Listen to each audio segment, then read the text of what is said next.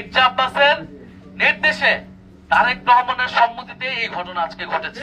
শেখ হাসিনাকে এই বাংলাদেশ থেকে হটাইতে পারছি, আর এই মির্জা আব্বাস তাদের বিরুদ্ধে আমরা কথা বলতে পারবো না, সব ভয়ভীতি দেখে আমাদেরকে আটকাবে। যদি তিনি ভেবে থাকেন এটা তিনি অত্যন্ত ভুল করছেন এবং উনি বোঝেনও নাই তিনি আজকে কি অপরাধটা করে ফেলছেন। মির্জা আব্বাসের ইতিহাস আমরা জানি, আমরা ওই ঢাকা শহরে বড় হয়েছি।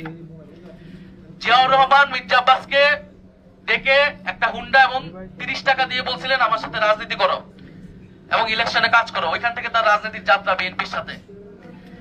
সেই জায়গা থেকে তিনি ঢাকা শহরে সাম্রাজ্য তৈরি করছেন। এই সাম্রাজ্য কিভাবে হয়েছে এই বাংলাদেশের মানুষ জানে, ঢাকা শহরের মানুষ সেটা জানে। ওনাদের উচিত ছিল গণ অভ্যুত্থানের পরে জনগণের সামনে তাদের অতীতের সকল অপকর্মের জন্য ক্ষমা চাওয়া এবং তারপরে নতুন করে রাজনীতি শুরু করা। তারা জামাতকে অতীত নিয়ে অনেক কথা বলে, তাদের নিজেদের অতীত কিন্তু বাংলাদেশের মানুষ ভুলে নাই। 2001 থেকে 6 যে দুঃশাসন তারা তৈরি করেছে সেটা কিন্তু বাংলাদেশের মানুষ ভুলে নাই। ফলে অতীত ধরে কথা বলতে সবার অতীত ধরে কিন্তু আমরা কথা বলা শুরু করব। ফলে মির্জা আব্বাস সাহেবের প্রতি আমাদের আহ্বান থাকবে, অনুরোধ থাকবে, আগে যা করছেন সেই আচরণ যদি পরিত্যাগ করতে না পারেন তাহলে কিন্তু এবার নির্বাচনে এটার পরিণতি ভালো হবে না। এবং বিএনপির মির্জা আব্বাস সহ এই বিভিন্ন সিনিয়র নেতৃবৃন্দ তারা গত 16 বছর আওয়ামী লীগের সাথে আপোষ করে রাজনীতি করেছে।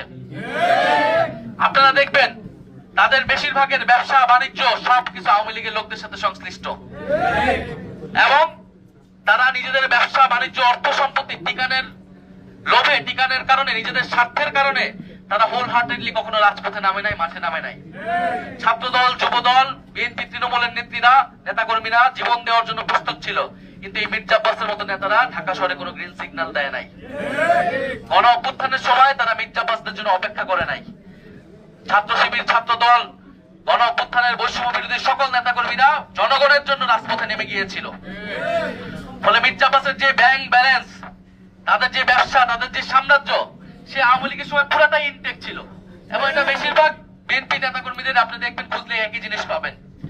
একমাত্র ব্যতিক্রম ছিলেন বেগম খালেদা জিয়া, এই জন্য তাকে কি অবস্থা ছিল, কারাগারে তাকে মৃত্যুর মুখে পড়তে হয়েছিল। ফলে আমরা সেই অতীত ধরে কথা বলতে চাই না, বলতে গেলে অনেক কথা বের হয়ে যাবে। রাজনীতির মাঠে এসেছি, সুষ্ঠু নির্বাচন চাই। শরীফ ওসমান হাদী ঢাকা 8-এর মানুষের ভোটাধিকারের জন্য, গণতন্ত্র প্রতিষ্ঠার জন্য জীবন দিয়ে গেছেন। এই একই লড়াই আমরা কন্টিনিউ করতে চাই।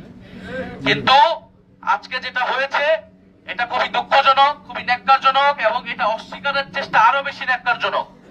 হাবিবুল্লাহ ওয়াহার কলেজে একেবারে চিহ্নিত ছাত্রদলের ক্যাডার সন্ত্রাসীরা এটা পরিকল্পনা করে এটা করেছেন। মির্জা আব্বাসের নির্দেশে